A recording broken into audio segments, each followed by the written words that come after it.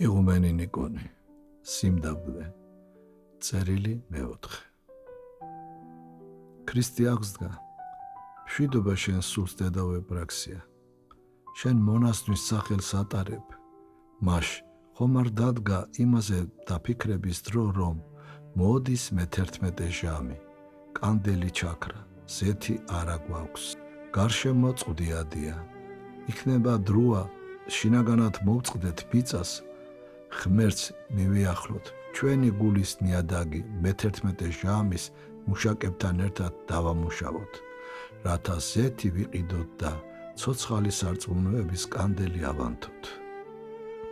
კეთილი საქმეების არ ქონა, გულის შემოსრულებით იცვლება. არ კმარა იმის თქმა, ცოდვილი ვარო.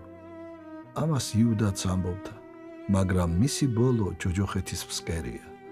პეტრე მოციქულთან ერთად მწარედ უნდა ავტირდეთ, რომ უნაყოფონი ვართ, რომ არ ძალგვიც გულიდან სარეველასა მოძირკვა, რათა არ მოვიკვეთოთ და ცეცხლს არ მივეცეთ.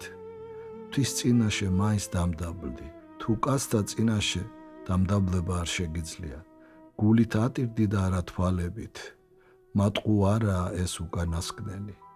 შესთხოვე უფალს წყალობა და გახსოვდეს სულიერი კანონი, რომლითა საწყაულითა მიუწყოთ მოგეწყოს თქვენ. ყველას მიუტევე და შენც მოგეტევება. იყავ მოწყალე ყველასადვი და უფალი შენდამიც მოწყალე იქნება. ნუ იმართლებ თავს, ჯობია უფალმა გაგამართლოს. უფალმა გაკურთხოს და განსწავლოს ყოველგვარ სიკეთესა და იმაში, რაც შენი ცხონებისთვისაა საჭირო. 1954 წელი.